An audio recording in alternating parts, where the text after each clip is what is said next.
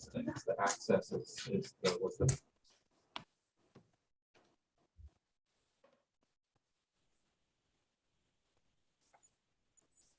Seems like forever since we've done this.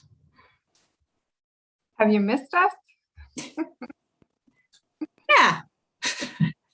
Good, we missed you.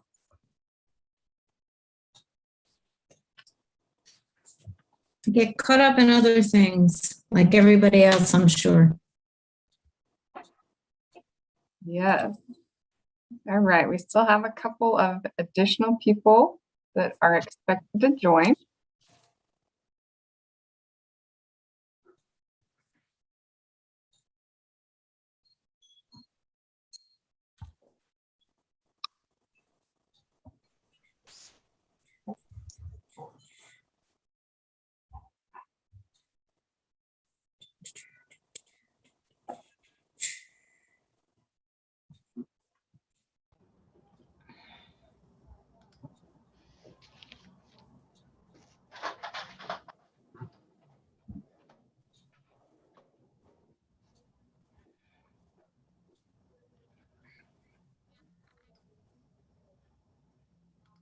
All right.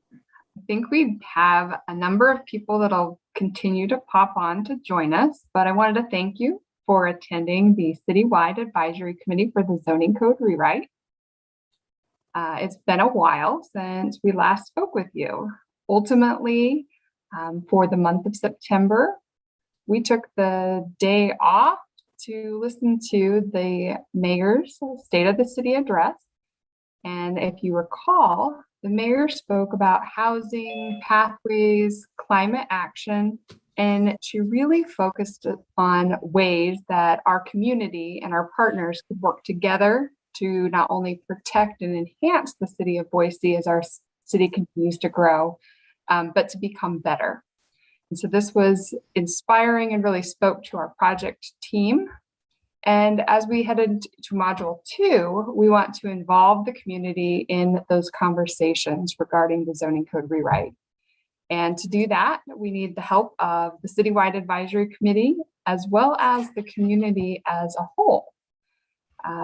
Also, you guys told us that you wanted to directly participate in the creation of the community engagement plan. So we are inviting you to participate in that initial brainstorming session on how we can not only reach our community, but to create the best zoning ordinance that we possibly can. So today will be a brainstorming session from our Community Engagement Division. We will be hearing from Maria Wig. She is our Community Engagement Director. And we also have a special guest, Mayor McLean. She's going to give us a little opening address before we get started and really enhance what those priorities are and focus on us working and cooperating with all of our community partners. So without further ado, I'm going to go ahead and hand it over to Mayor McLean and say, take it away. Well, thanks, Andrea, and it's nice to see you all. I don't have an address. I just have a couple things I wanted to say. Don't want to lower the bar right at the beginning. But first, say thanks for all that you've continued to do with this committee. I really appreciate it. And, I know you all are going to talk today about community engagement and how we can best and really intentionally engage residents of Boise in this conversation. And that's really important to me because these are big decisions we're making.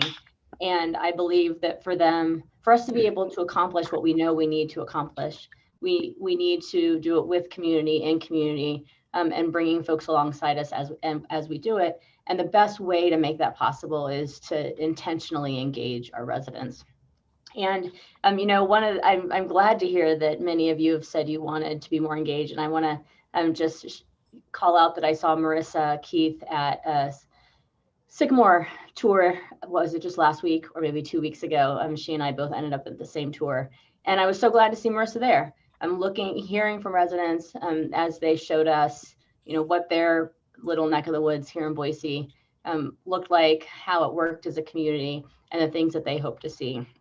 And I asked each of you to serve on this committee for different reasons, But because different meaning that you all come from different backgrounds, you have different perspectives, different community relationships, but also for one core reason, and that is because I believe that each of you can leverage your own experiences and commitment to Boise and help us intentionally connect with the community. And so we really want to build that into the work moving forward. Hear from you on your thoughts on how we ought to do that, but then engage you as much as you're willing to be engaged to help us reach more people and have those really important community conversations. And doing that will not only, I believe, have a stronger product at the end, but also have built community through it. And that building of community, remaining connected to each other, the people in this place that we love, is incredibly important in these moments of change and growth like we're experiencing right now. And so that's why we're asking for a more enhanced public engagement experience for our residents, but also for all of you and for us around Module 2. And so I look forward to hearing the outcomes of the conversation you have. And happy, before I jump off, if anybody wants to share anything or ask any questions, happy to do that too.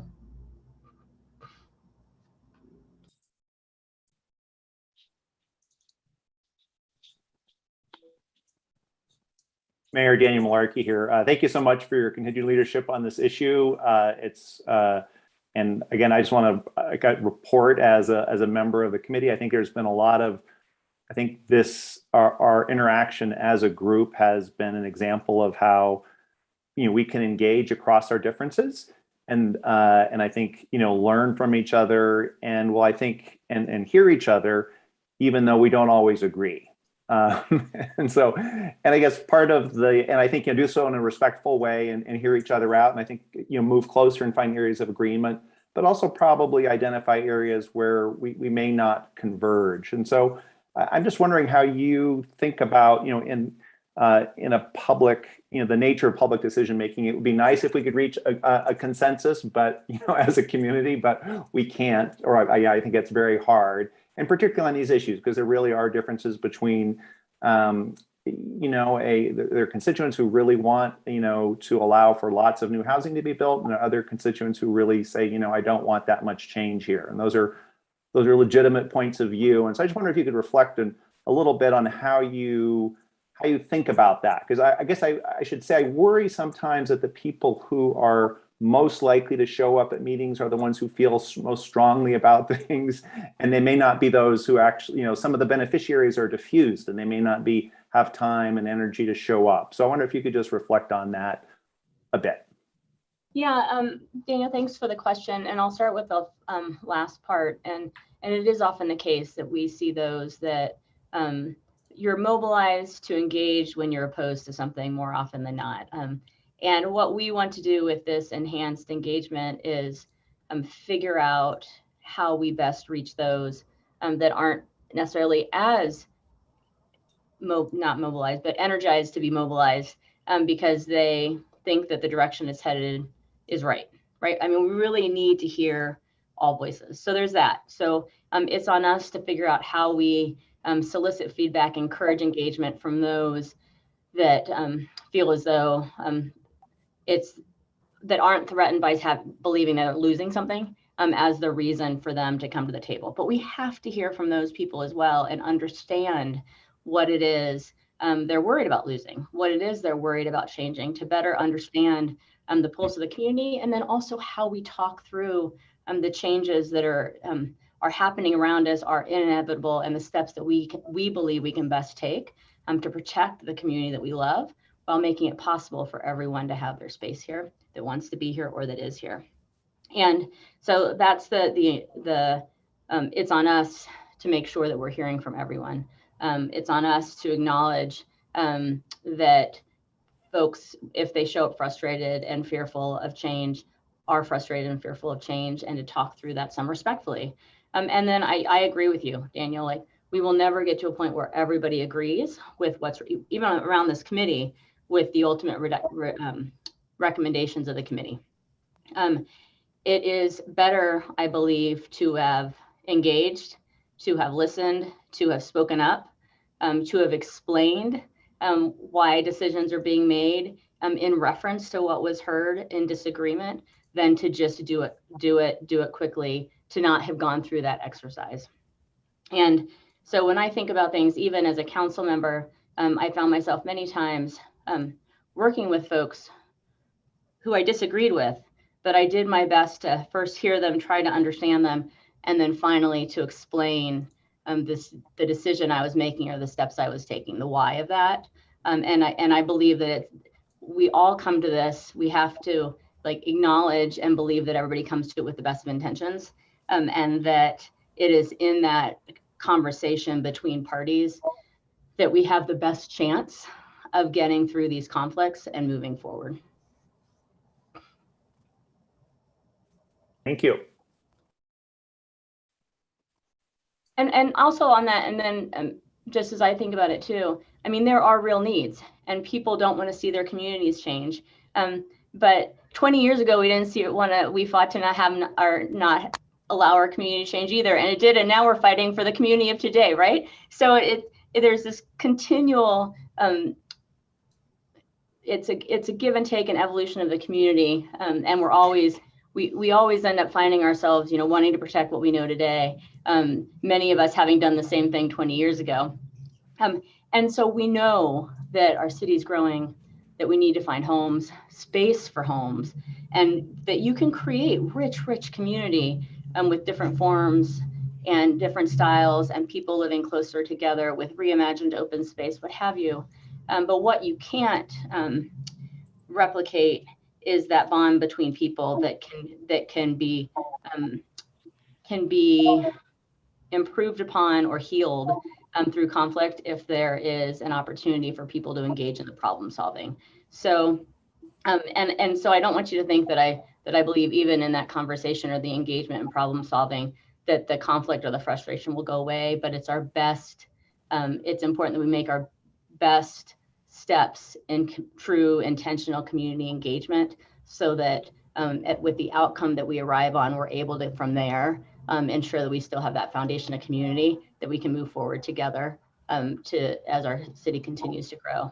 But I really see opportunity too, and recognizing, as you all have, the goal we have around housing, the number of units it is inevitable we need to have here, and then to ask neighborhoods, where in your community, what is special about your neighborhood, where in your neighborhood can you help us solve this problem? And to have those kind of problem solving conversations too as part of the engagement, I think is really important, rather than just handing them the thing to react against. It's how do we engage them in envisioning some of these solutions that we have to get to. Mayor McLean, I have Brad Nielsen with his hand raised. So Brad, go ahead and take it away. Hey, Brad. Hi there. We keep talking about getting the community involved in this decision making, and I've been communicating with the community myself. Been out there, and one of the biggest concerns that people are having is that you're not actually listening to the people. You've handpicked a group of people that are engineers and developers and architects, and that's kind of their wheelhouse is development. And these smaller neighborhoods and stuff are concerned about what your plan is, and do we really have an opinion on it? Is there an agenda that you have? Is Don just a hired gun to do what you're asking him to do? The community is scared. The problem is that they don't come together as a group. Each one is concerned about their own little area. And as long as nothing's happening in their area, they don't really care what's happening in the rest of the city. I don't know how to get all the neighborhood associations together to stand up, but the ones I've talked to, they're afraid that we're not even listening. You're not really listening to us. This committee's kind of smoke and mirrors.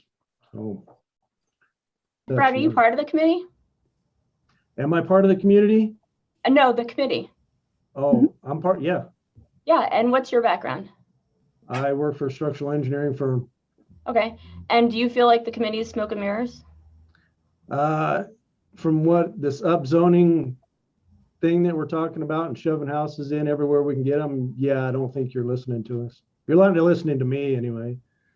All right. Well, I'm listening. I'm taking I'm feedback. only one from of the committee. 20 though.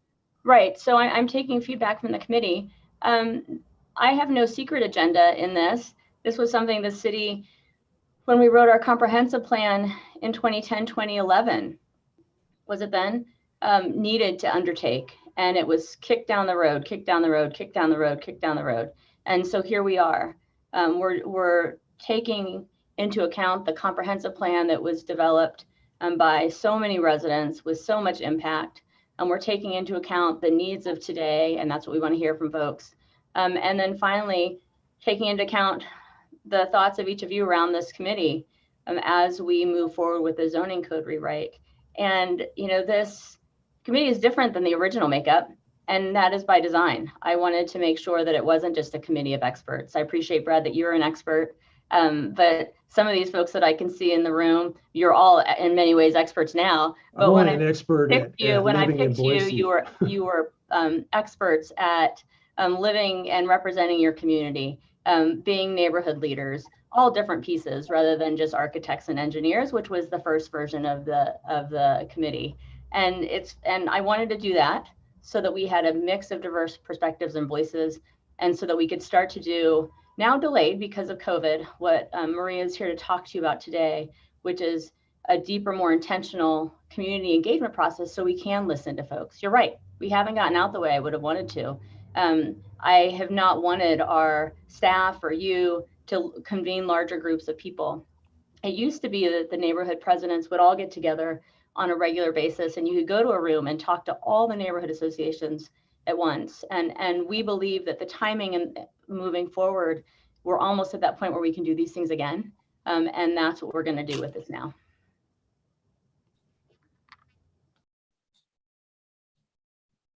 I'm not sure that addressed any of the fears, but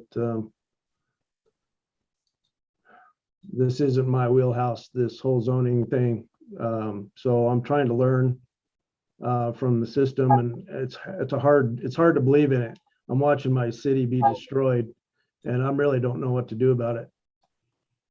I'm curious to know, and then I should let you all go so it's not just a conversation between Brad and me, but why you wanted to be on the committee.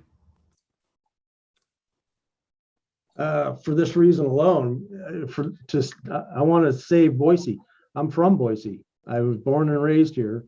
I've watched it change a lot, and I realize these are modern times, but I don't believe in destroying the existing neighborhoods just to stuff more people in. You know, there's vulnerable areas in this town because there's not a lot of money in some of these places to fight it. And we're not all HOAs that have, you know, organizations for this. I know the North End is a special area, and there's people over there scared to death because they have bigger properties and that they can be, you know, sold, and 2 or 3 houses can be built in the same place. I don't care about how far off the road you are. I don't care if there's an awning. I don't care what color the building is. That's not my concern. My concern is saving these neighborhoods for people who've been living there for a long time and maybe want to pass it down to their children or whatever it is. But we don't seem to be protecting that. And that's what I'm here for the little guy. Great, thanks for sharing that, Brad. I appreciate it. Well, Mayor, I know you have a busy day ahead of you, so we don't want to take up any more of your time, but we sure do thank you for joining us today. Thanks, everybody. It's good to see your faces. Talk to you soon. Bye.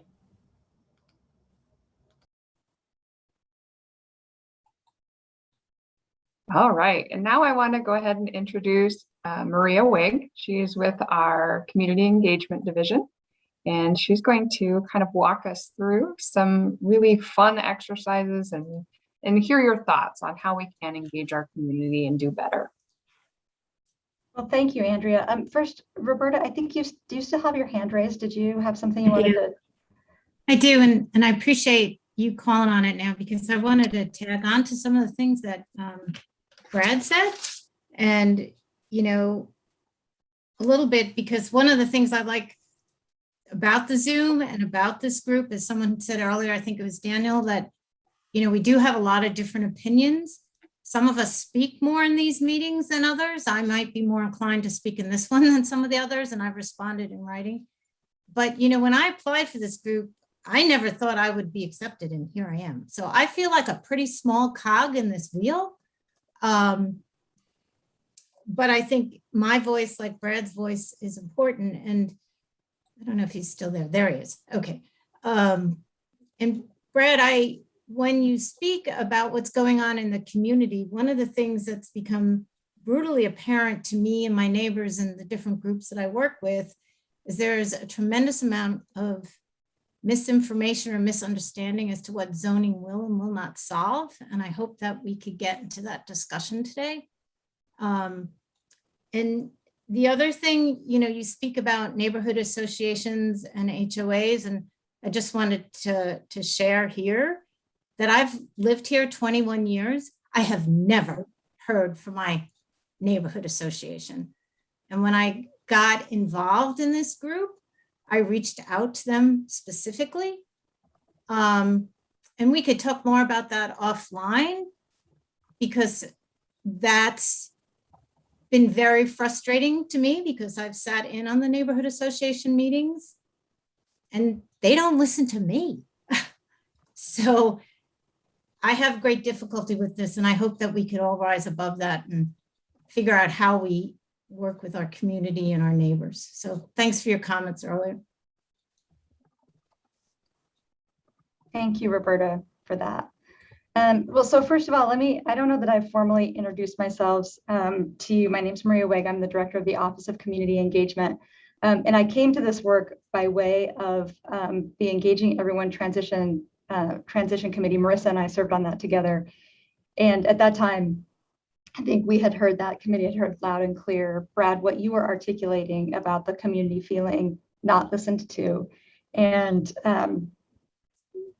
Marissa, I don't know what you think, but we were very, very aspirational in that committee and thinking about how could we encourage a new administration to do community engagement in a different way, or a way that allows us to get deeper into the community.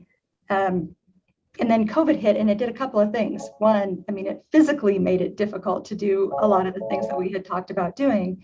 And I think the other thing that we have really noticed in this time is that while folks are so focused on really like this life and death situation we find ourselves in, and how is it impacting me, how is it impacting my family, the people that I love, my friends, my work environment, that becomes increasingly difficult to then try to engage in other hard conversations on top of that, right? Like I find that even in my own self, sometimes when I'm thinking through just like this world we're living in right now, and then my husband, who brings up like big lofty ideas all the time, we'll try to talk about something like that, and I'm like, I can't do that with you right now, right? So first of all, thank you for allowing me to be here today. I am oftentimes a lurker in these meetings because I'm really interested in this and really interested from a community standpoint in trying to think about how do we use this process, as the mayor said, to help bring the community together. And I want to do a lot of listening today. I have some questions for you. And as Andrea said, we'd come up with some activities since we can't be in small groups together. But I really want to listen to what's important to you and what ideas you have, so that as we're putting together our outreach for Module 2, we're trying to really get it right. I know that you all are really, really anxious to see Module 2. It's probably the beefiest module that we have in this whole process. And one of the things that I've learned is there's a couple different translation points, right? Like we get this beefy document from Dawn, and then it goes to our technical folks and they translate it. And then that's still in many ways, full disclosure, too technical for me. I look at it and I'm like, I don't know what the heck that means. So then the next layer that's incumbent upon us is to break it down into okay, what are our residents going to see when they look at that? What are they going to take from it? How might they think that it's going to impact their neighborhood? And from my perspective, and I hope from yours too, it's important for us to have a sense of that so that we know how to effectively engage and the right kinds of questions to ask and what to anticipate. So I'm super excited to talk to you today. Like as the mayor said, it was really intentional to choose a group of folks on this committee, and we'll send a follow-up survey afterwards for folks who couldn't make it today to bring diverse perspectives and networks. And I know that, you know, you're all talking to all kinds of different people all day, every day. I know some of you are probably going to be more interested in talking about community engagement than others of you who like are the technicians that want it to be like in the nitty gritty on the zoning rewrite. So I beg your indulgence. I beg your indulgence for that. But I'm really hoping for a good gut check of, you know, what you're hearing on the ground in relationship to this project. Like Brad, it was so powerful to hear your perspective of like what's going on. So I'm anxious to hear from you about how you think we might, you know, ways in which we might be able to get that a little bit more right, or address it at least, so people are feeling heard and part of the process. And because this is my first time interacting with you, and we got a lot of folks in the background, I apologize in advance for like any clunkiness. My first idea was to have us go into breakout rooms, and then I like quickly learned we couldn't do that because of like our Zoom YouTube interface. So we're going to use, I think, a combination of polls and Jamboard and discussion. I want to be doing a lot of listening. So really counting on you all to be participating, and I may ask some follow-up questions. I would like you to feel free to ask follow-up questions of each other, and for our team to jump in and ask follow-up questions too. And then we'll use what we learned today to come back with a plan to have you all react to and see if it's how we want to approach the outreach as we go into what is arguably the most important module, but also one that that many folks in our community are going to be most profoundly interested in. So we want to make sure we're doing that really well. So like, I think, do we have the poll queued up? I would love to take just like a quick gut check from you all, like on a scale of 1 to 10, specifically around this project. So not like the city's public engagement on the ginormous variety of things that we engage the public around, but specifically on this project on a scale of 1 to 10, with 1 being and 10 being you guys are awesome. Like, where do you think the public engagement around this project has been so far?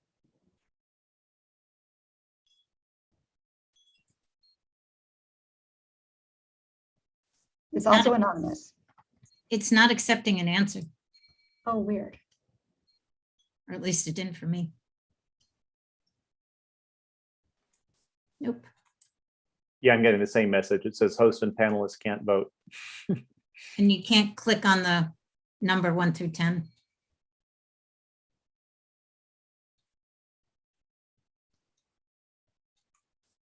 Oh, there we go.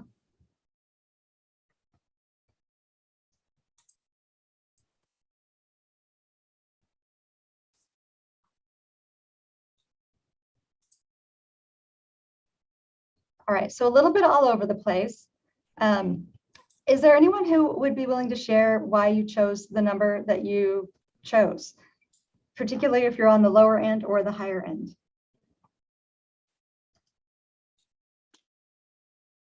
Richard Llewellyn. Oh, there you go. Oh, sorry, Richard. No, that's fine.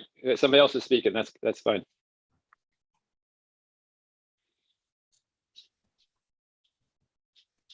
All right, Brad, let's start with you, and then we'll go to Roberta or Richard, and then Roberta. I thought I was being nice, and I put a 3 down because we are on YouTube, and you know. But honestly, I don't know how the public even knows we're doing this. I've never seen anything. Nobody I know has ever seen anything about it. Maybe if you're a neighborhood association, you might hear something, but as far as I can tell, the public doesn't even know we're doing this. Thank you. Richard. Yeah, hi, can you hear me? Yes. Yeah, sorry, my internet connection isn't very good today, so I'm going to be somewhat incognito.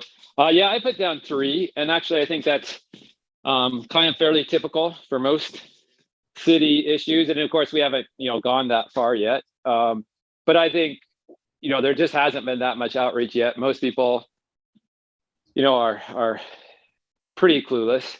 And then I think a big problem I have with what has been said, is I hear from the city fairly frequently that this is about codifying or implementing our comprehensive plan. And we just did hear that from the mayor.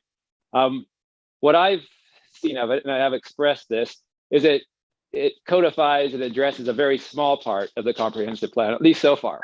One thing I think we maybe have talked about neighborhood plans once, and the neighborhood plan is the comprehensive plan that the residents have been most involved in. So that's what they think of. They think like, oh, this is going to help implement our neighborhood plan because that's part of the comprehensive plan. And I just don't see how that's going to happen. Maybe we will somehow bring that about. And the mayor did just kind of mention some things. But so I guess I find it a little deceptive, our messaging. So that's me. Thank you. Roberta, and then Francis, and then Chris. Thanks. Boy, it's fun to follow you two guys. I'm a little bit more middle of the road, but I also recognize that I pay attention to this type of material a lot more than my neighbors and friends. I've seen this in the paper. I've seen this, I get emails from the city. I've seen it in my city bills, and so that how community engagement is hard because people are busy, especially if they're working and they have kids and, and then you've got COVID. So I'm really interested as to how we're going to address this. And then one of the things that Richard just said is a lot of the people on here are familiar with neighborhood associations. My neighbors are not. And I mentioned why before, because in 21 years, I've never heard from them. And as a result, they're also not familiar with the comprehensive plan. And if they have anything that they're interested in, it's probably addressed in the comprehensive plan, but are just not familiar with it. So we have a pretty big challenge. So thanks very much. Thank you. I think I said Francis next. Thank you. I would agree that we have a big challenge ahead of us, and I'm really glad that this topic is coming up at this point. What I've noticed is that several people I know they do pay attention to these types of things. They actually, a few people I was surprised that they have read about the zoning rewrite. They have noticed who's on the committee. So I was impressed with them. However, I would agree that, and I know some people who are active with associations and they're extremely aware, but I think a lot of their constituents may not be aware at all about what the zoning department is doing, but they rely on their association to let them know. So if there's, and I think your ideas about pulling together representation from associations is good, because you're going to really hit a fairly large contingent of interested and responsible parties that way. So I rated this city fairly highly on intention and the number of ways that it has attempted to reach out to the public, but less successfully on actually reaching large numbers of the generic public. And I think it may have been Brad who mentioned that if it's not happening in your neighborhood, and if nothing's broken, you're really not aware and not really paying attention. So I'm eager to hear how we as the entire committee and the department can move this forward with broader public awareness, at least. Thank you. Thank you. Chris. Hi, yeah, so I want to kind of piggyback off of what some of them are saying. So I put a 3, but I feel like part of it is that there is some outreach happening, but typically only in official channels. So if you're not already someone who's interested in following the city of Boise on Facebook, or if you're not already getting emails from the city, then you're not going to hear about it. And where I am hearing about it in other spaces that aren't official, there's a lot of misunderstanding and miscommunication. So like I'm one of the few renters that's on this commission. And something I'm hearing from a lot of renters is that this is just a fast track to deregulating housing. And so there's a lot of misconceptions with what is actually happening that I'm not always sure exactly how to like respond to, but that's also, so that's, you know, another concern. But I think that part of the outreach issue is that it's reaching people that are already engaged in the city issues and not reaching people that may be passively interested or would be interested if they knew what was going on or maybe had a more accurate picture of what was going on. So I don't know that we have, like, I mean, I guess we're here today to sort of figure out what we can do to reach them, but there seems to be a lot missing from who is able to be reached from the channels that are currently being used. I appreciate that perspective so much, Chris, and I can't wait to pick your brain when we get to the tactical session, which is coming up. I think we want to talk like some big why, big picture. I should have given you a roadmap, why kind of big picture, and then moving more into kind of like tactical, like, okay, how do we actually do this? Because we have, you know, tools in our toolbox, but I also know, you know, that we're limited to our own imaginations and our own ideas, and I'm anxious to hear yours. I think we have one more hand up on this section, Esther. Yes, can you guys hear me okay?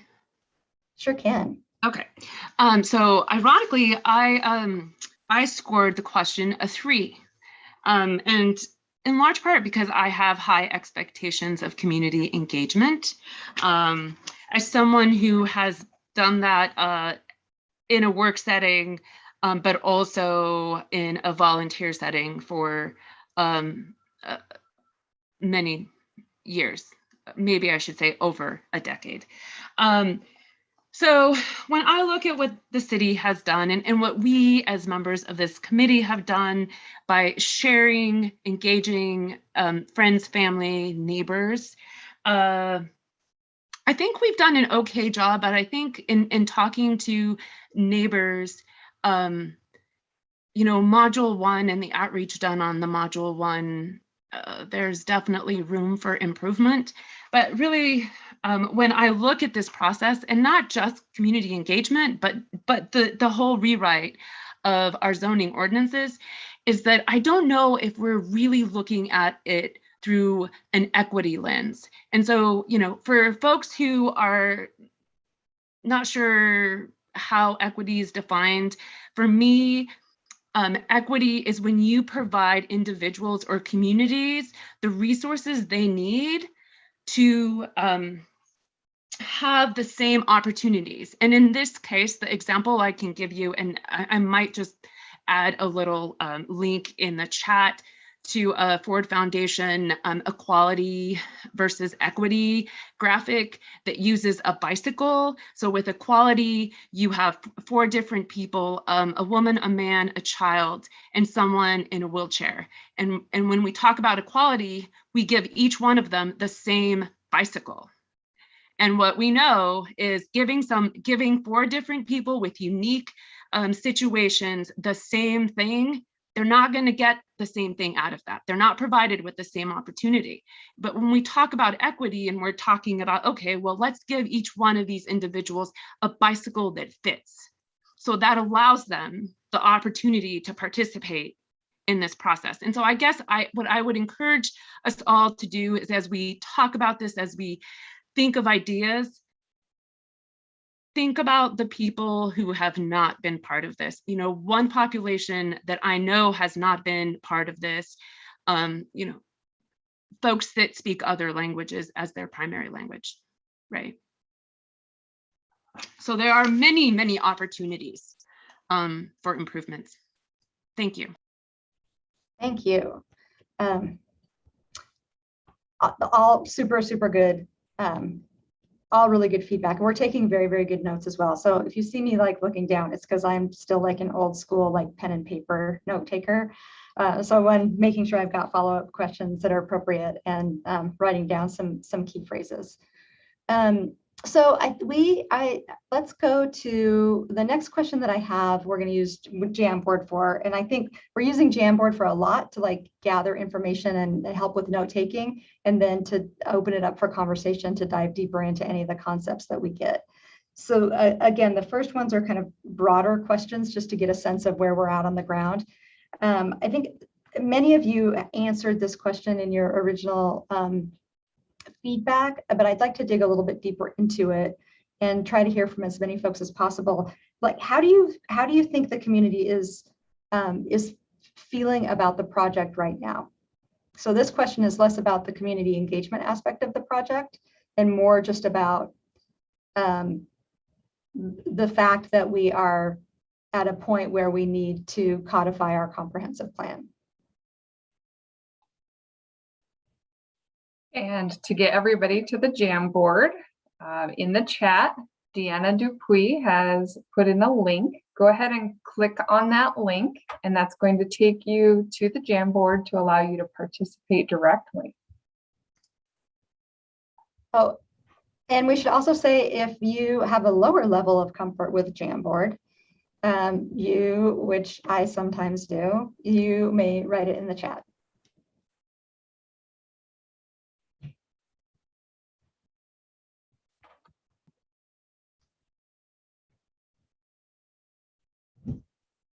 But the sticky notes are a great option, because then Deanna does this amazing thing where she buckets them very well.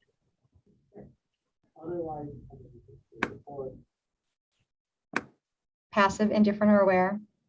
Remind us how to access the sticky notes. And I can do that. It is on your left-hand corner. It's going to be the fourth button down. So it's on that little left tab on the side. And it's right underneath the mouse cursor arrow. So, and you just click that and the sticky note should pop up.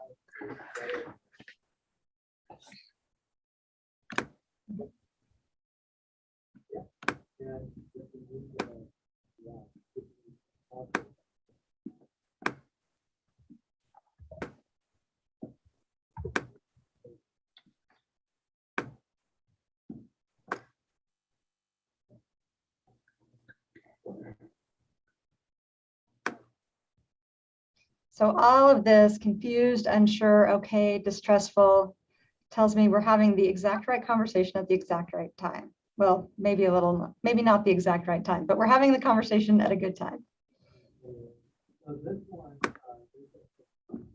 Confused by zoning complexity. I would put myself in that category. I ask Andrea and Deanna questions every day, almost, I feel like. Apprehensive.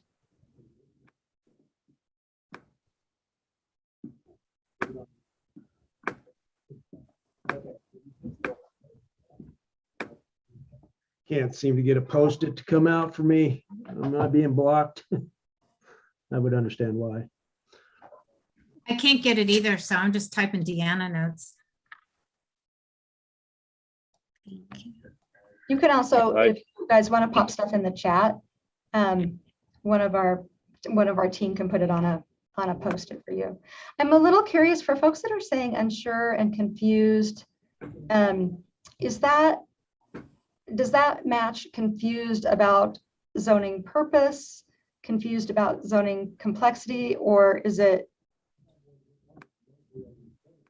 a different kind of unsure than that?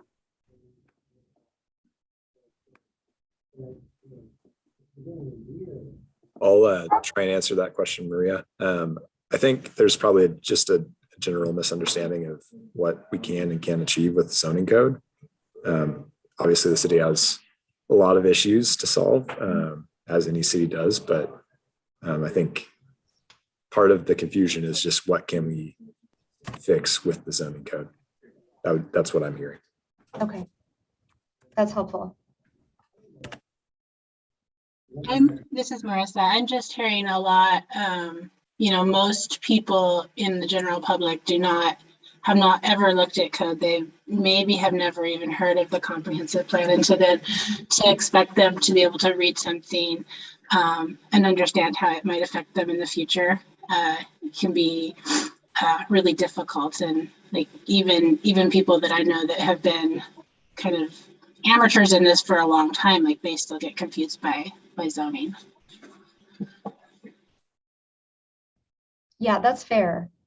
And I think also a natural logical consequence of having the zoning code rewrite lag behind the comprehensive plan, the length of time that it did. And Richard has also posted in the chat that it just isn't for me. Mm-hmm.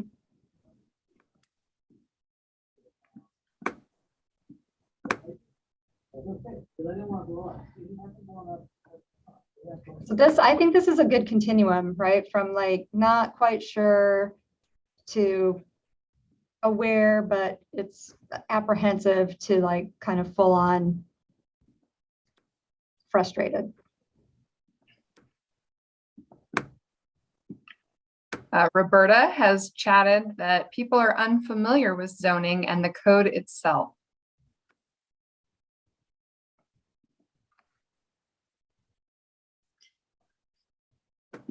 Sad about change.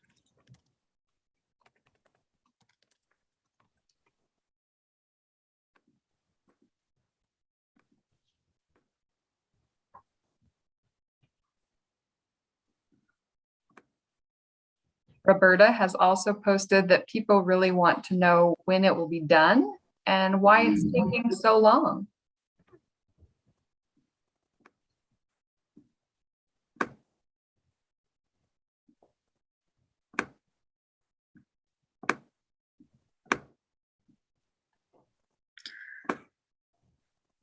So as we think about the other questions that we're going to approach today, I think this is it's a good grounding point, right? Because the next question that I have for you is really, these feelings are more about the engagement process around the code than they are, I think, around the code itself. If I'm wrong about that, though, tell me. And so as we have these further conversations about, what successful community engagement looks like, what successful community engagement looks like to you, and then dig deep into, ideas about the kind of who, what, when, how. I'd like to keep this top of mind so that as we get to the end and we present back to you an engagement plan for module 2, we have this sort of benchmark top of mind. Do we think that this plan will get us to this? Do we think that we have developed a plan that will bring more clarity to folks who are confused about what it is and what it's not? Does it allow enough opportunity for input for people where they're at? Is it a robust enough engagement process that even if the final product is or isn't something that folks agree with, you can still feel okay about the process by which we came to it. So our the next Jam board, and not opening this one up to much conversation, because I think a lot of it is what we chatted about earlier in the meeting, and I want to make sure we get to tactics as well. I'd like to do a little bit of an intellectual exercise about what I just said, right? Because we know that like big projects like this, whether it's the comprehensive plan, Constitution of the United States, a zoning code rewrite, all of these things take a great deal of compromise. Very few people get exactly every single thing that they want when we go through these processes. So regardless of the outcome, kind of like giving the outcome, putting the outcome in the back of your mind, what would successful engagement mean to you? Like what would you want to see out of the process to be able to say, you know what, I got some stuff, I didn't get some stuff. I think this part of the zoning code rewrite was great. This part, didn't love it as much. But I will say, I thought the community engagement around it was successful and meaningful. What would it take? What does that look like in your mind? And so we have a Jamboard for that. And if you could go to the top of the Jamboard, it says 1 out of 8. You can just advance forward by pressing the right sideways caret. And so this question's on 2 out of 8.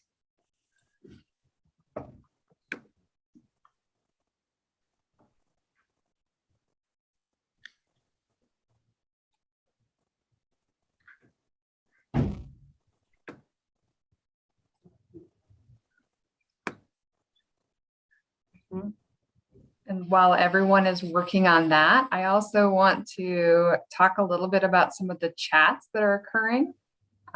So Roberta did say that she's often asked about transportation, affordable housing, and traffic.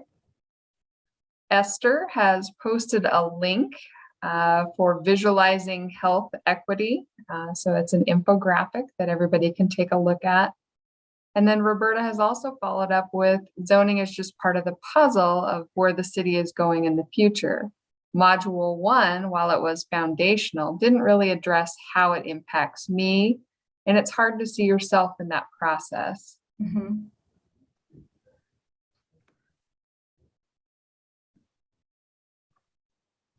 In-person discussions.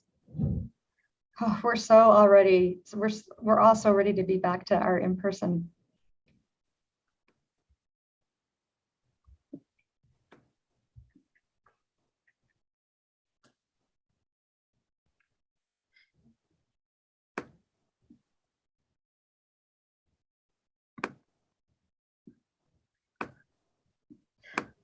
So for folks who are talking about hearing from a variety of voices, and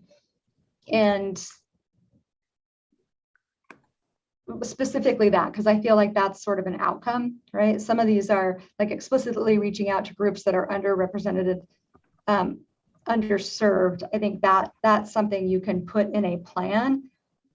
Hearing from a variety of voices, young, old, longtime residents, new residents, renters, different demographics, is an outcome. So I'm curious about what you would all like to see in terms of data back. As we're planning our outreach, would you like to see data back about who we've talked to, how we've talked to them, what they demographically look like?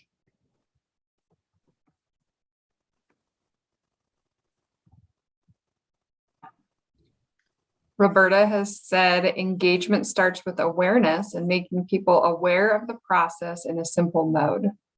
And Chris has agreed.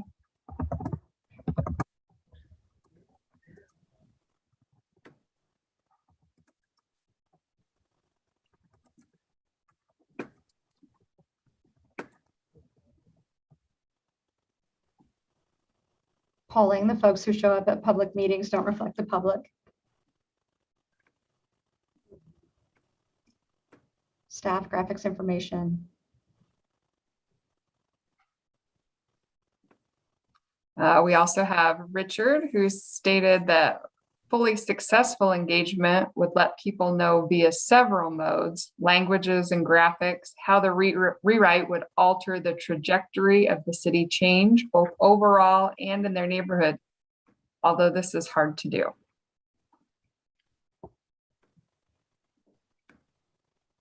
And Ian, you have your hand raised. Would you like to say something as well?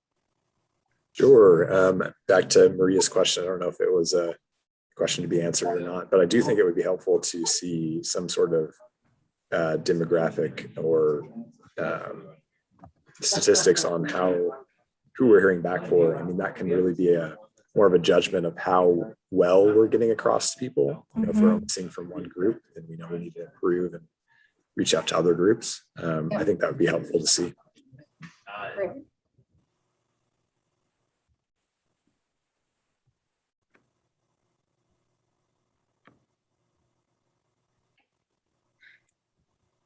I'm anxious to get more tactical about some of these ideas.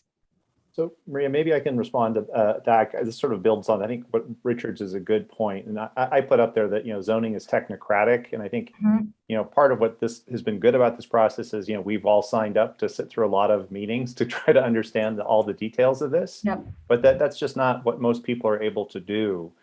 And I do think, but pictures can really be, are worth 1,000 words, to be cliche. And so I think part of the, how we communicate about this, both to ourselves and to the public, are, this is what's allowed now under the code. This is what would be allowed under the new code. I think, is a pretty compelling way to tell a story rather than, some of the way that it actually gets rendered in the actual city code is a lot, can be pretty opaque. So anyway, I think it probably would be worth, trying to figure out, having some pictures tell some stories about what's changing here. And I think that would be useful. Thanks. That's great. And totally agree with that. I think we're working on making sure, particularly with this module, we've got really good visuals around stuff like that. I guess I want to dig in just a little bit more on like the data that we can collect about folks that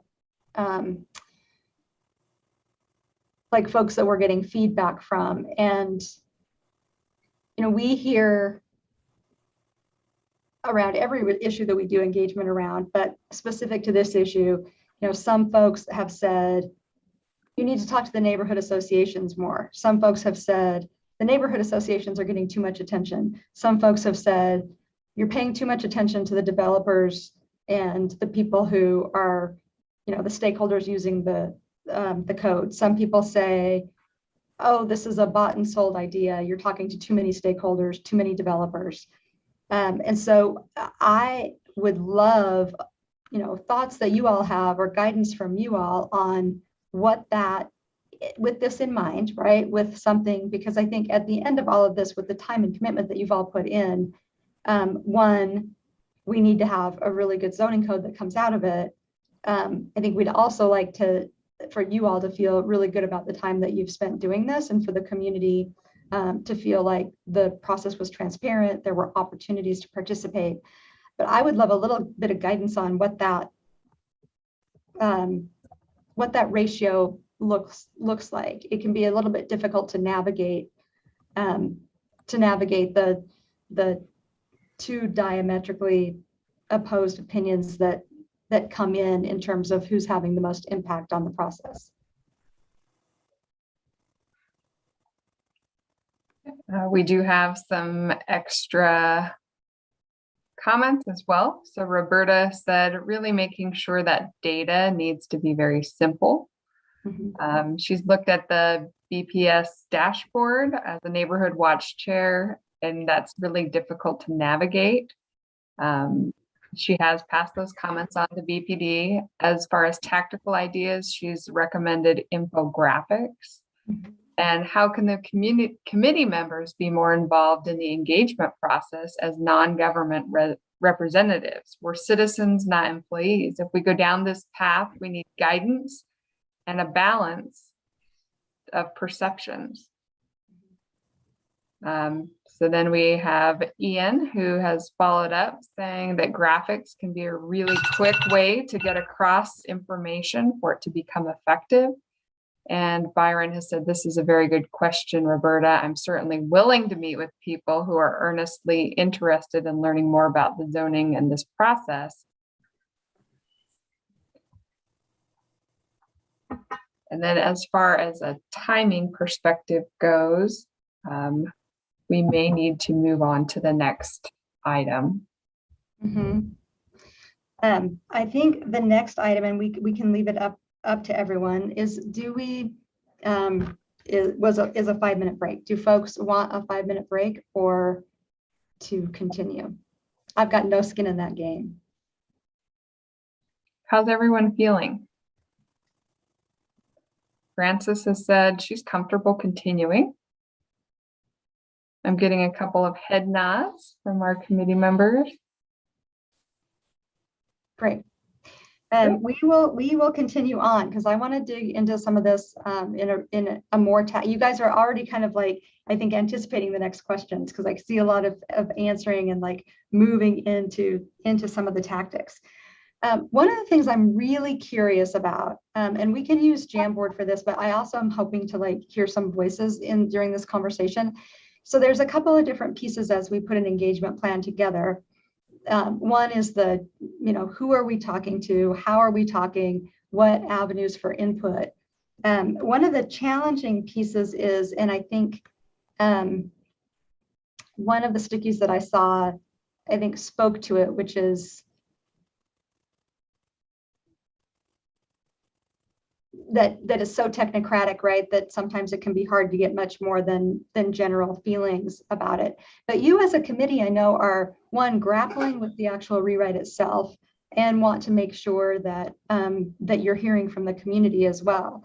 So I'm actually very, very curious about what information is the most helpful when seeking feedback from the community. Like, what information are you hoping to hear from the community as you're working through the process yourself? And it could be, something that you had wished we had asked during module 1. It can be something general or generic, like, really, really specific details on how people feel about parking or setbacks or any of this, specific technical things in the code. But what as you're grappling with this really technical information would be helpful, because frankly, I'm only interested in asking residents questions where their impact is the most felt. I don't think it's fair to ask a question that they're not going to have the opportunity to impact the outcome of.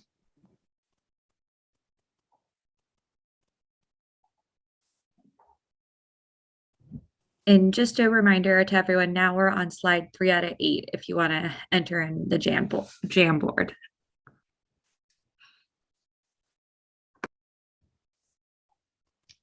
What implications are there for one choice over another when there are different views? So is that something, I want to clarify that, is that something you want to know or you want to hear from the community? Oh, real world experiences related to the zoning code. How does it affect them?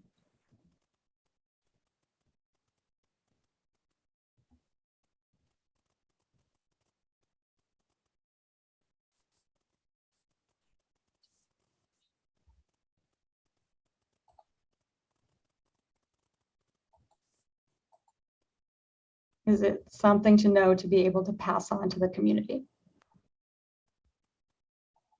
What kind of questions have you all, as you're out and about in your networks, what kind of questions have you been asking of folks related to the zoning code?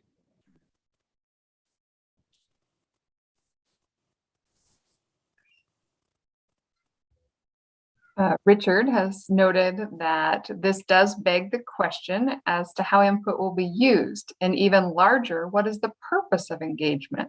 Is it to make people feel heard or to give them a real chance to alter the process?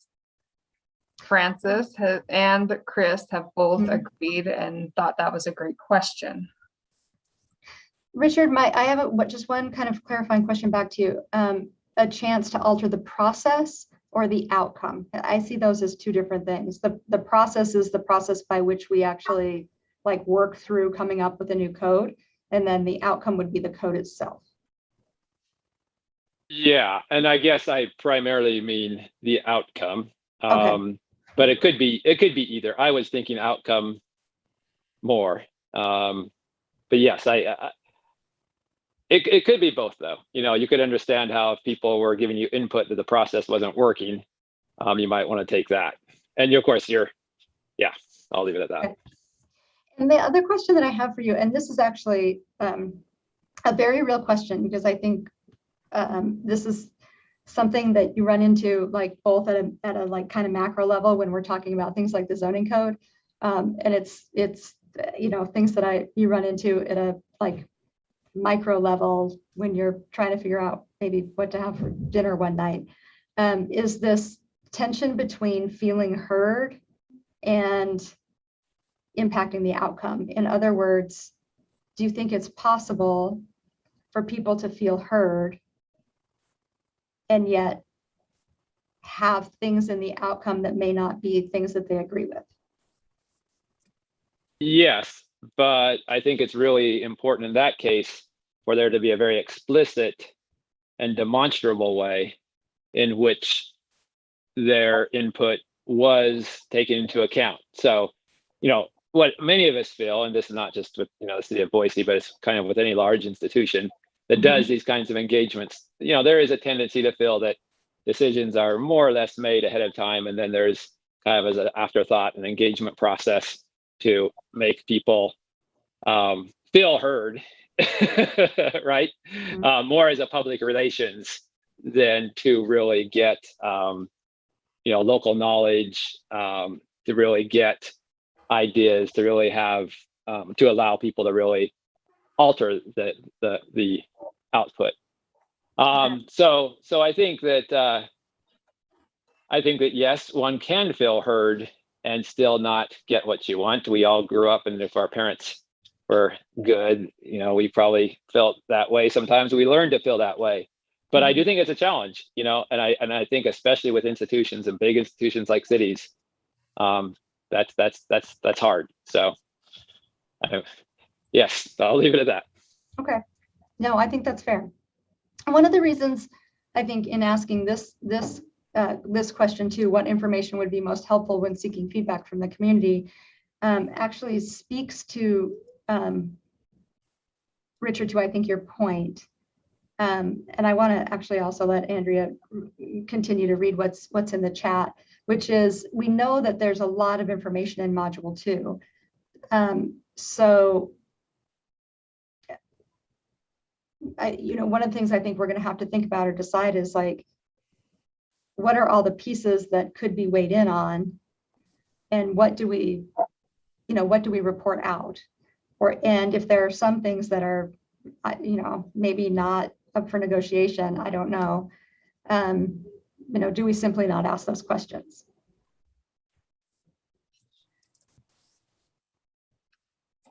All right. In the chat, Chris has stated, it is possible to feel heard if there is feedback explaining why an outcome was decided as it was.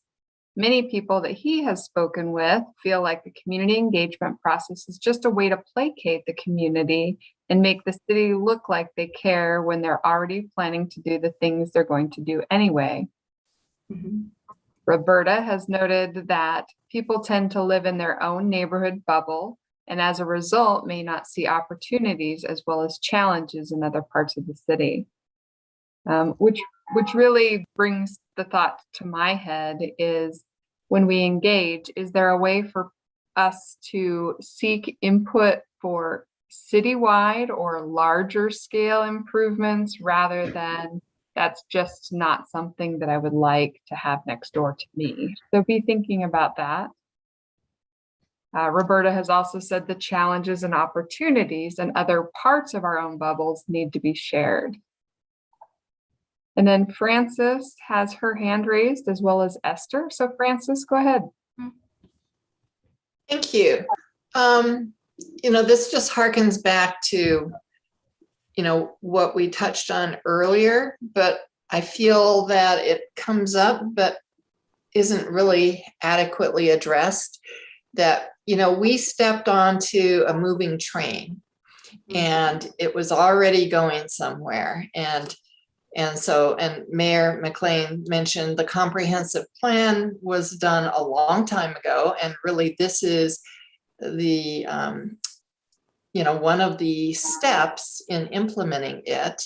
There are so many residents who have not stepped onto that moving train. They're not even aware, if they're new residents or even existing residents, they're not even aware of a comprehensive plan. And so I think when we're talking about getting community involvement and engagement on the zoning, that they're going to need to start at the beginning. and have much greater context rather than making it to begin with a zoning focused interaction. Otherwise, I think what we'll find is that we'll just be brought back to square one in every conversation. There will be possibly a lot of people who will need to be brought up to speed and get on board with the fact that this is where the city is going. Thank you, Frances. That actually gave me a little brainstorm. I'm gonna write myself a note. Esther, think you had your hand up as well. I do. So I guess you said something, Maria, about, this next module it's got a lot of information. And then, I look back at some of these comments in the chat, specifically, I think maybe it was Chris who said, many people I've talked to have said that they feel like the community engagement process is just a way to placate the community and the city and make the city look like they care. I sometimes hear that as well. In almost 20 years of listening in to planning and zoning meetings and city council meetings, I have seen and I have heard people say, hey, this is a done deal. But I have also been involved in my neighborhood where we're not settling for done, and we collaborated and we made a change and our voices were heard. So I just want to remind folks that it is possible and it happens if you pay attention outside of your bubble. But more importantly, when we look at the schedule for the rezone, it's a tight schedule. And if we are serious about community engagement and hearing from the community, we need to be flexible in how, what timeframes we're looking at. So, maybe right now the goal is like we need input from the community for module 2, but we know that there's a lot there, and realistically, we may not be able to get as much as we would like. If that's the case, then I say go back to the drawing board and let's come up with a plan that allows for some flexibility and additional engagement to really get the information and input from our community members. Yeah, that's great, Esther. Thank you. Esther, I do want to follow up if I can. So you talked about, providing input with module 2. Do you think that the genuine engagement should happen with each of the modules as we move forward? Module 1, module 2, module 3? Or do you think it's more appropriate at the end when we have a finished product to really be able to shop that and see how all the different components impact one another? Community engagement, sincere community engagement should start at the very beginning, and you don't let you continue with that, because during that process, you are engaging those folks. If you just spend your time and effort for the finished product, there's the potential, the high likelihood that you have missed segments of our community. So while yes, it does require more time, and yes, it may require more money, if we are serious about hearing from our residents and their concerns and their inputs, their suggestions or recommendations on what we are currently embarking on, then we need to be intentional from day one. Perfect. That's exactly what I was looking for. And then we also have a hand raised from Brad. Yeah, I want to say that when I was picked for this committee over a year ago, I was pretty damn excited to be a part of it. Proud to be a part of it. Thought I could actually do something maybe on the ground level where I could protect the city through zoning. Some of the choices being made, and as this year's gone by, I've kind of felt just very discouraged, beaten down, maybe like on an island by myself. I've got to say that this meeting, I've probably heard more than combined all the other meetings. It seems like we're finally starting to communicate. I'm starting to hear some of the things that I've been saying all along coming from other people. I honestly, today I was dreading even being here. I didn't want to be a part of it because I was just getting tired and mad. And you know, I'm starting to hear people actually be engaged, and I'm hearing stuff that I like to hear. Yeah, I don't agree with everybody, but you know, the discussion has to be made, and we're all here to improve Boise and protect it. So I appreciate what I'm hearing today. That's it. Thank you for that. One of the things that I'm noticing in the kind of information that would be most helpful when seeking feedback is that the questions that you all have written in large part are very broad questions. What have you recognized in other communities that made, you know, right or wrong choices in development? What type of neighborhoods do you enjoy?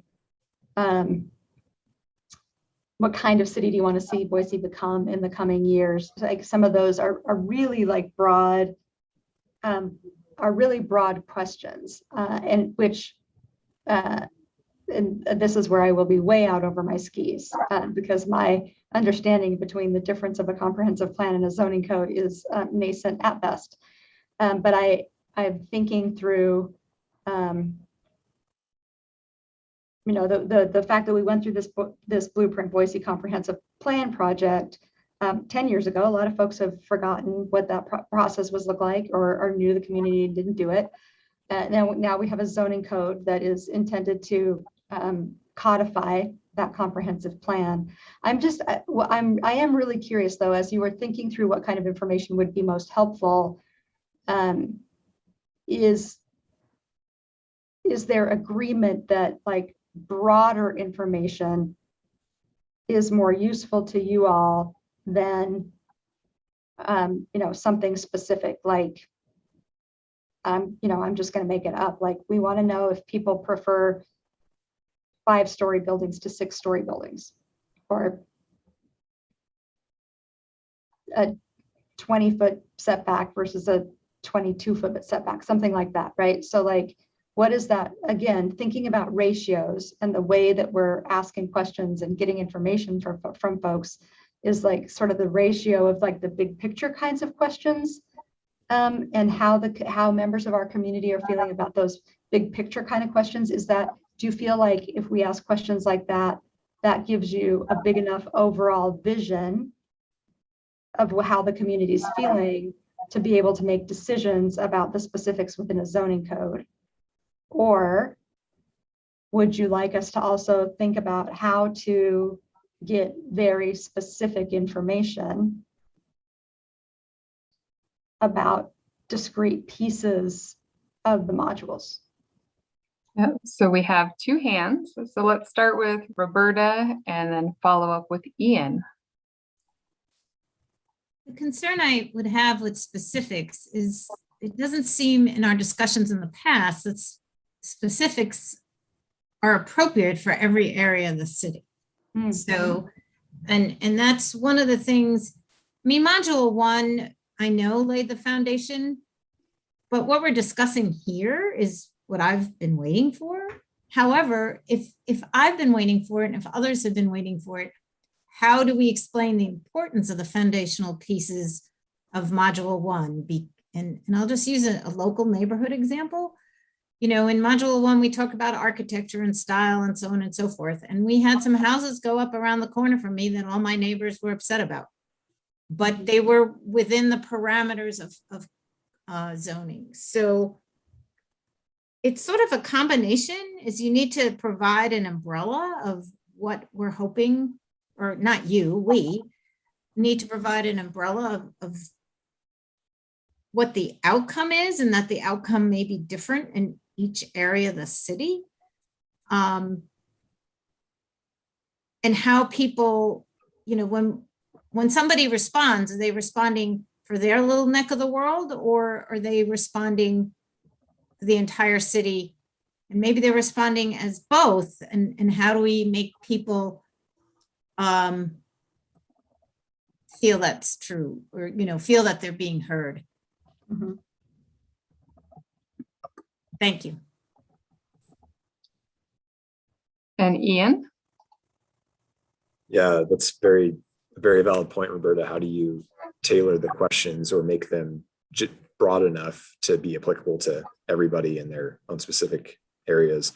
Well, I'm going to second, I think what Francis and a couple other people are saying in the chat, that I think you start high level kind of questions and go from there. Maybe there's an opportunity for people that are especially engaged to get more involved with detailed questions. I'm not sure how that would work, but it's just a thought. Thank you. This is great. And then just to get us caught up on our chat comments. So Roberta agrees that we need to involve all from the beginning, or the perception will be that it's a done deal from the beginning. Francis has noted that I feel we need to start the engagement at the high level, broad awareness, and that specific zoning topics can be addressed in follow-up sessions. Chris has stated, I think many people are interested more in the bigger picture and how it might affect them rather than some of the minutia, at least at first, with an option for more detail for those who are interested in them. Richard has stated that there are some specifics to ask. What parts of the comp plan are most important to you, and how do you think the zoning code rewrite will either support or weaken those parts of the plan? Esther has noted, Richard, the challenge is not that everyone reads or is familiar with the comprehensive plan. Francis has also followed up with each engagement session can begin with citywide topics and then dive down to their specific communities. So we are all caught up. Thank you, Andrea. And Andrea's also reminding me that time is slipping away. I am, however, going to take the luxury of being able to ask a follow-up question, because I know we're sending a survey out afterwards, and I think our next two questions are like actually fairly quick. One of the challenges I think we've consistently had in the outreach, and several of you have brought this up, is the kind of the also again the balance between asking folks to imagine the city largely, right? What kind of city do you want Boise to become in the coming years? When you say Boise is being destroyed, what have you recognized in other communities? Those are all really big community-wide perspectives. So as we go and engage the community, think about that ratio of asking folks to think about the city of Boise broadly versus like their neighborhood or their block specifically. And where would you maybe come down on that spectrum? I would love to have that feedback from you as we think about how to craft a plan that gets us the information we need and facilitates the conversations that we need. Drew has also provided a comment, so let me get to that and then we'll hear from Andy Erstad. So Drew has noted, on the topic of seeking feedback, often a bold statement creates the rails for engagement that's more productive or solution oriented. I think the city needs to say the zoning code rewrite will do this, this, this. High level guidance. The city has to commit and structure feedback toward those commitments. Feedback may then mold and adjust direction, but always toward those core commitments. I feel like there's a community notion that this effort may just fade away or will thin to little impact. We need bold commitments pushing this forward. There are a few commitments from the city noted on our zoning code rewrite webpage, but hopefully there's room for more. I think what we're working on is more important than ensuring the future design and development of our city enables more walkable dynamic spaces. All right, Andy. You know, I love the discussions, and while I agree with others that we may need to tool it a little bit different to get a broader perspective, I struggle with the notion that I've received multiple correspondence from the city about the zoning rewrite. I've talked and I've gone on the website. I'm on the city website because that's part of our business, right? I'm aware constantly that the zoning rewrite is taking place, and I'm constantly getting feedback to participate or field comments, this or that. How do we get the general public to field comments if they're not willing to field the comments? And you ask, I ask questions of my neighbors and everything. Are you aware what's going on? Yes, we've seen it. Do you have comments? No, I don't really understand the zoning ordinance. Do you want me to help you? No, not really. I think there's a great group of people helping to rewrite the zoning ordinance. And so part of it is a huge pressure on all of us, but also part of it is that notion that we are not going to get every citizen in Boise, Idaho to comment about the zoning rewrite. Many of them don't understand it, nor do they necessarily care about it until you hit a hot button specific to their very own bubble. I love that term. And so the challenge we have is how do we provide the city and the consultants with marching forward feedback that says, hey, here's how we can get a better cross-section of comments. Here's how we can get more public engagement. But I really take exception to the notion that the city is not doing this in earnest, or it's a done deal. It is anything but a done deal. In my estimation, I read ordinances all over the Western US. So when I hear that, I say, hey, we need to be reasonable and say, if we're talking to people and they're not hearing about it, then we need to be that conduit and that ability to help them get engaged. I also know that all of the neighborhood associations have been made aware of this. And in this thing called the zoning map, which is the most complicated, convoluted patchwork of a quilt that overlays the city, within 1 square mile, you may have 8 to 10 different zoning districts. And so is everyone engaged on all 8 or 10 of those, or are they just engaged in the one that's closest to their front door, which is very appropriate. But I think this is the complexity that we're dealing with. And I do think the city's doing a great job getting it out in front of the public in multiple avenues and multiple arenas. Esther, I think you have your hand up. Yes, so I agree with Andy on the fact that, this is not a done deal. I respectfully disagree that, some people don't care. Well, to some extent, yes, there may be some people who don't care, but there are people who are not engaged because, one, the information provided, even if they're primarily English-speaking residents, are overwhelmed. I mean, for module 1, I had a conversation with one college-educated neighbor who indicated that they started the survey but could not finish it because it required that they go back and read additional documents, and it was just a little overwhelming for them, right? And then you have people who maybe it's a single mother who is overwhelmed with life. But if we bring the opportunity to them, they may engage. And I should say, if we bring the opportunity to them in a manner in which they can consume it, then maybe they will become involved. So, maybe I have just a little different perspective, having done some organizing work in the Magic Valley, working with Spanish speakers and others, and then just some other work. So my observation is from a very different lens that maybe nobody on this committee can relate to.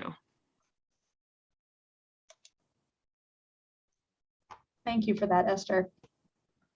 We have some additional comments as well. So Roberta says, asking people to see the city broadly is a good idea. However, we need to provide locations for people to see the different parts of the city. Earlier on in this process, Andrea shared addresses and photos, and I drove to every address to understand the different areas better. I don't expect other people to do driving tours, although she would. However, visuals are of a positive outcome. Open space, single or multiple homes might broaden their perspective.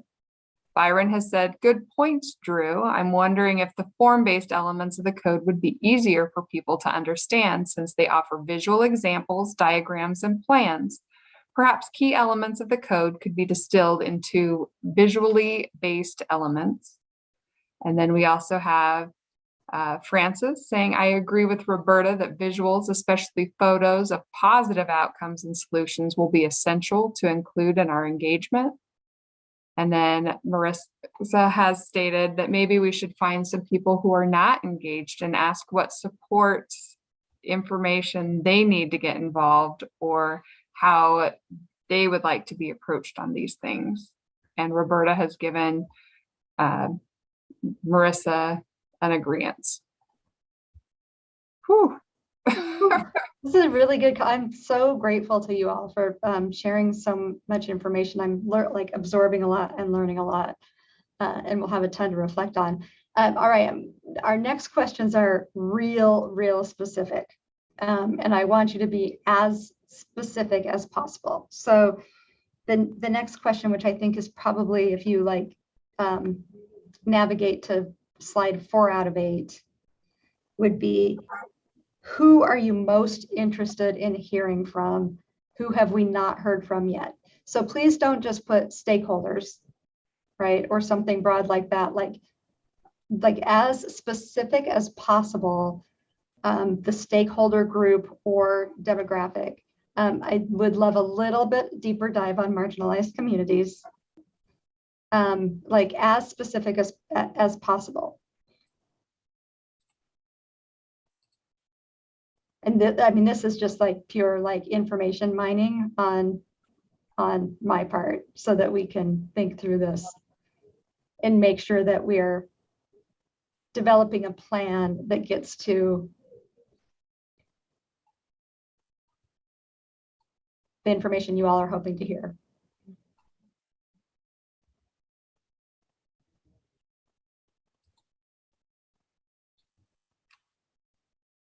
People with disabilities, that's a good one. Our cross disability task force is real interested in the zoning code rewrite. And we have some chats happening as well. So fixed incomes, those individuals are important to hear from. Non-English speakers.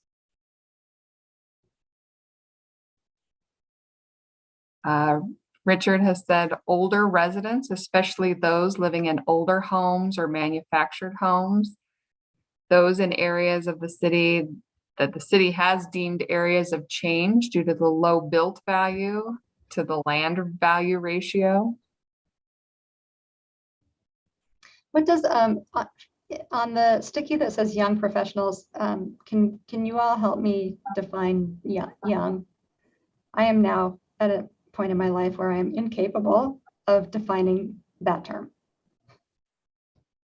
Sad, but true.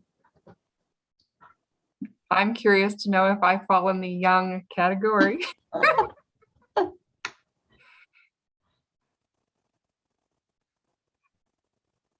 Roberta has also said individuals that are seeking U.S. citizenship. So our new American community. These are great.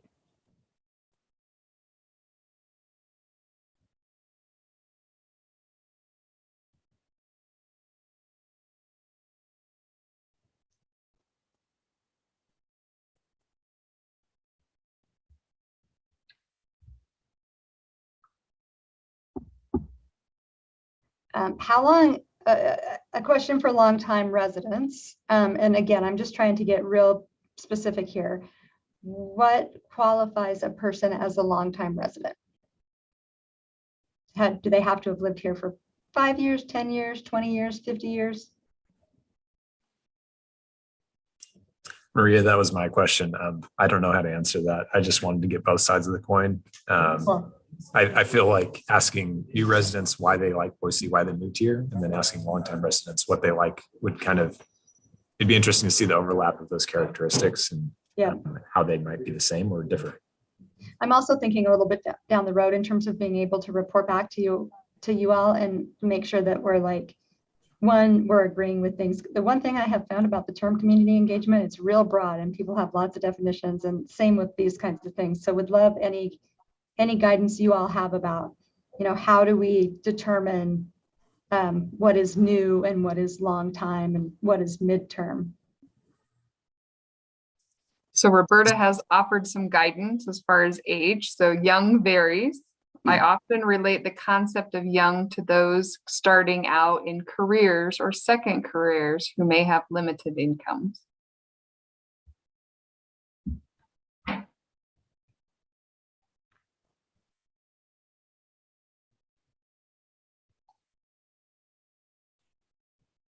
And maybe one thing we can do as we're putting a plan together is offer some definitions of these things long-term for you all to react to too, and then just commit to using those buckets as a way to report out.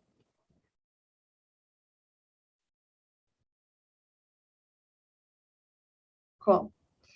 All right, I'm going to move us to the next slide.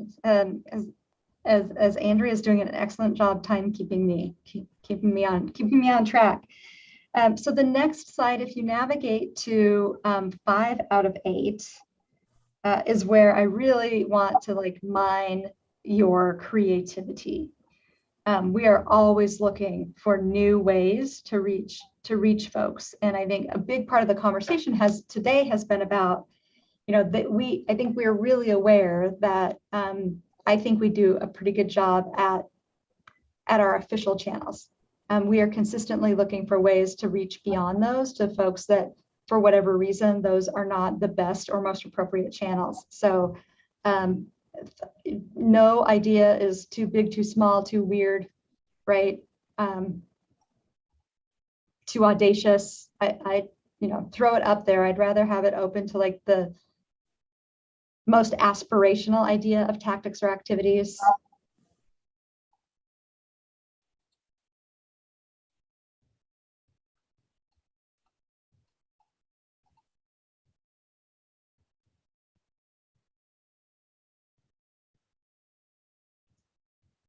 Opportunity to hear from apartment residents.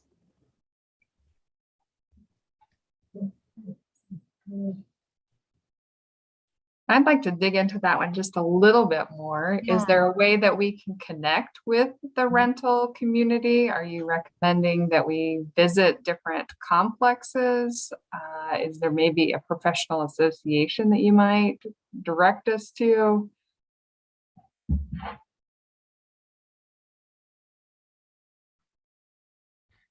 So as one of the few renters on here, I think that one thing that I noticed is that people were mentioning that they were getting information in their utility bills. For those of us that get electronic bills, we don't get those kinds of things.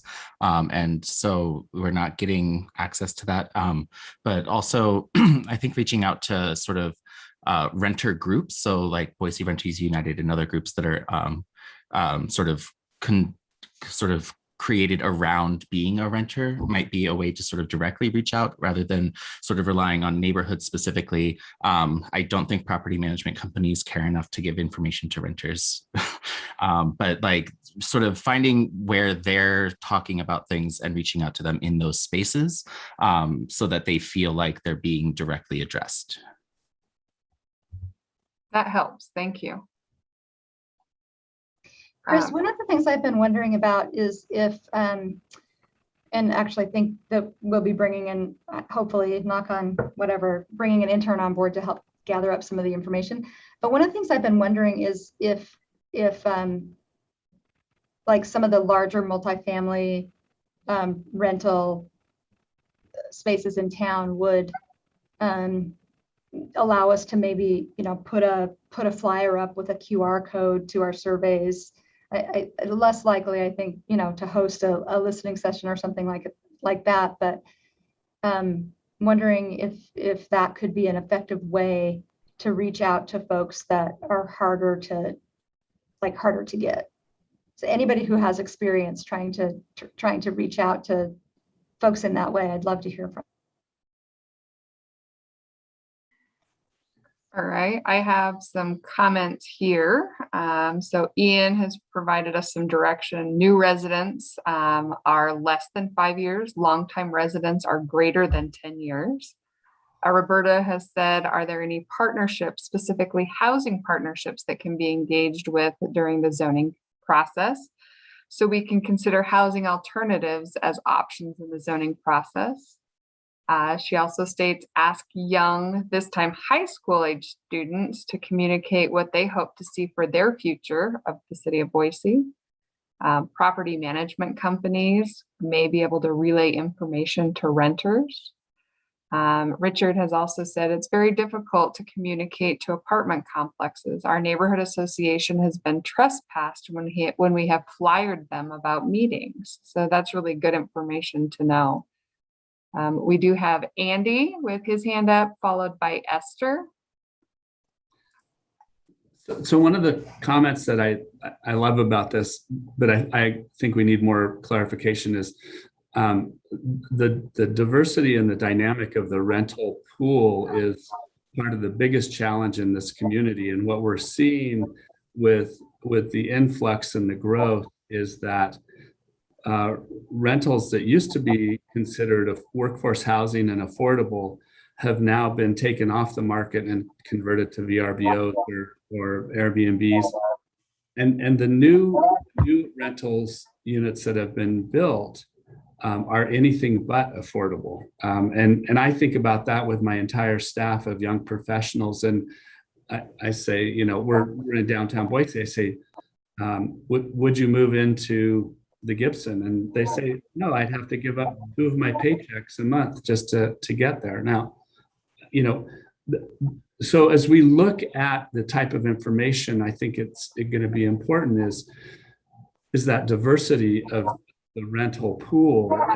And what you find is, you know, I think we want to be careful in zoning ordinance to protect kind of that ability to have the broad mix throughout our community and our city. And Roberta, I love your ideas. Great job. And then Esther, you have your hand raised. Yeah, so just 2 comments. I was the one that suggested the renters and then something about the utility bills, and 2 things came out of that. I agree with Andy in that our renter apartment complex, you know, they're kind of changing over time. But we do have certain complexes that actually are owned or that are affordable housing units that the city, the city's involved in that. So that's one area. And those for the most part tend to be a bit diverse if you've spent any time. And then we've got others along key transit corridors.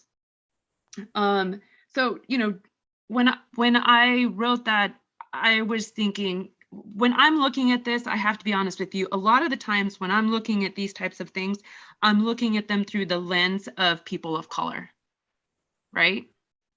And then the other thing regarding the QR code, Maria, that you mentioned, I think that's a wonderful idea, but I think that we also, while shocking, also have to remember that not everyone is tech savvy. I mean, I was helping out with Crush the Curve at a drive-through, and the amount of people that I assisted who didn't know how to text, overwhelming. So it was a very humble reminder that I cannot assume that only 70 and above folks have challenges with phones and technology, because that is clearly not the case. So, you know, when we're looking at these outreach efforts, we really have to be looking at very diverse ways. In some ways, yes, technology, social media platforms, but in other ways, we still have segments of our population that are still old school. They still get paper copy utility bills and are still kind of, you know, old school. So just keeping that in mind.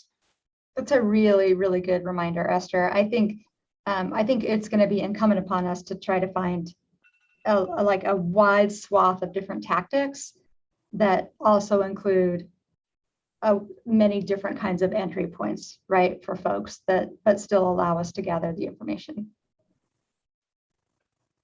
Okay, I'd like to get us caught up on our chat comments. So Chris has said it doesn't hurt to ask apartments to put up flyers, but it may depend on the size of the complex and the size of the management company. His complex is small, but his management company has hundreds of properties around the valley, so that might be tough logistically. Andy, that's exactly one of the biggest concerns I keep hearing over and over. Longtime renters are being priced out and are less stable. Let's see, and feel like the zoning code rewrite will continue to support gentrification and luxury rentals rather than affordable units. Roberta has suggested that we consider transit, so maybe using the bus station or bus stops. Richard has said, good point, Esther, a huge amount of older residents in his neighborhood that don't use social media and barely can email. Andy has said we should look to Boise and Idaho Housing Association for resources. Roberta agrees with the technology challenges. And Andy has also said Intermountain Fair Housing Council as a resource as well. We also have Jessica with her hand up, followed by Daniel. Thanks, Andrea. Hey, and sorry about that. My phone was ringing right when I started talking. Just a reminder too, I saw on the Jamboard about safe spaces, one-on-one meetings. I think that also applies to planning staff and all the folks involved with this process, and you, Maria, who go out and do community engagement, that it should be safe places for your crew as well.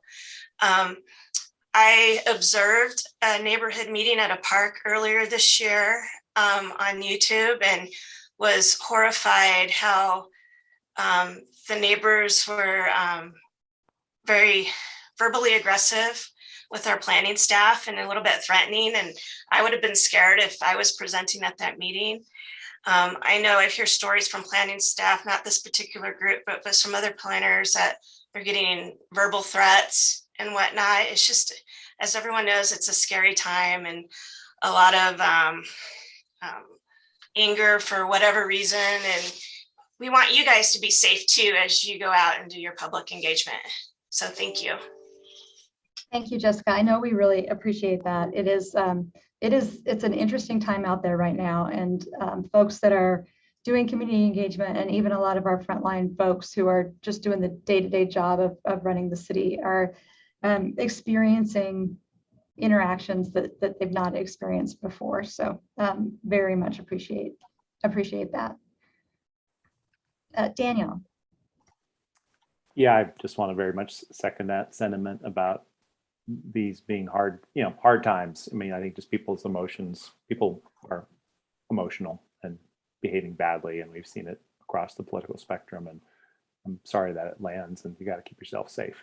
I'm going to repeat a comment I've made several times, somewhat in response to Andy's remarks about affordability, that there just is quite a bit of data that actually building those quote unquote luxury apartments does help with affordability. So the statistic is that for every 100 units of downtown luxury apartments, you get 70 units in there's a vacancy chain. And so the people who move into those fancy new apartments are leaving other apartments behind. And then if you follow that chain through, for every 100 new units of downtown housing, you get 70 vacancies in census tracts that have below median rents.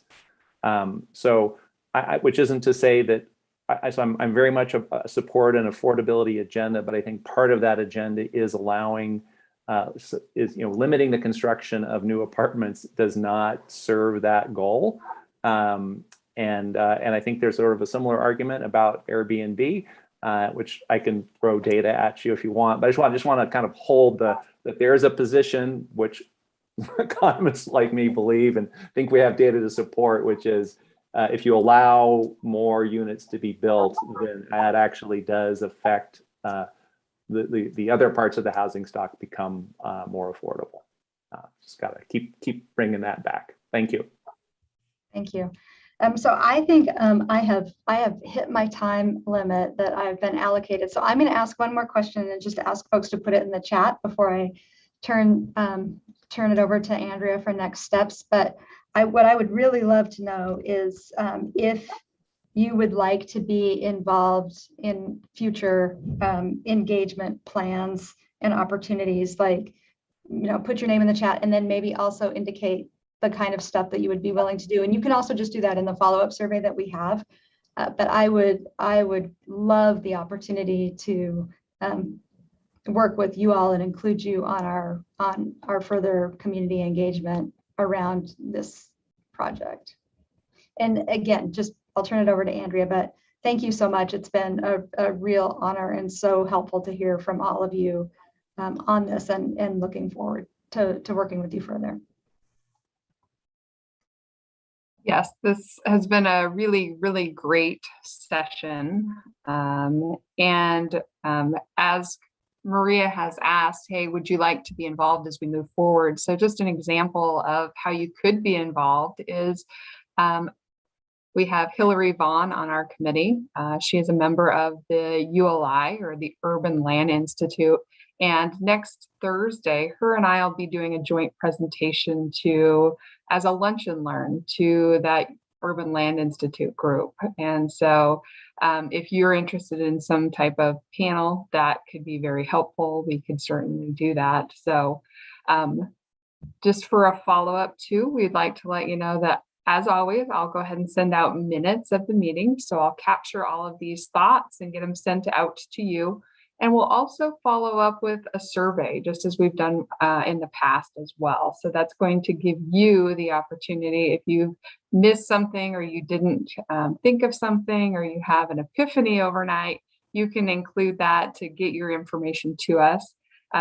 If you don't want to use the survey, you can always contact me. I think you all have my number and my email address, so please feel free to use that. We can always pass that along to our community engagement staff, as well as our consulting partner, Clarion and Associates. So they have any information that you'd like to convey to them. So over the next month, I think we're going to be working really hard on creating a community engagement plan, including a lot of these thoughts and ideas that you guys have helped us brainstorm today, so that you can actually see the why and see your contribution and how you're helping the process, because we don't want anybody, the next time we ask, how are we doing with community engagement, that you give us a 3 or a 4. We want it to be a 9 or a 10. So we're going to do what we can. We'll bring it back to you so that you can see all the hard work that we have done. We're going to shoot for next month, but if it's not possible to get back with you by November,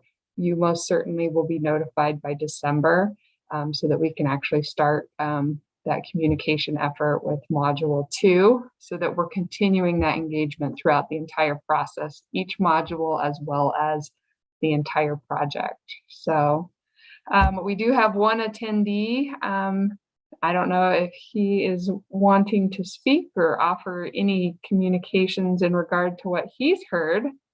Derek, do you have any thoughts that you'd like to share with anybody?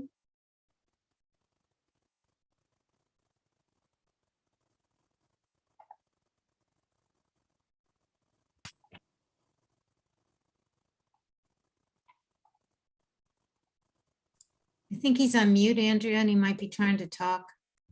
Sorry about that. I was on mute. No, this has been great to listen to while I'm plucking away on the computer. You guys are all engaging and all have great viewpoints. So I appreciate all the volunteer hours that are going into this and the engagement that you are all participating in. All right. Thanks for participating, Derek. Yeah. All right. Well, with that, I would like to thank you each for your participation. I will go ahead and send out minutes shortly. You'll also get the survey, so go ahead and fill that out. We'll keep that open for the next 2 weeks so that that is out there as an option for you to utilize to communicate with us. But otherwise, I hope you just stay safe and well and continue to thrive, and we'll see you next month. Bye. Thank you. Thank you so much. Thanks, everybody. Thank you. Bye-bye.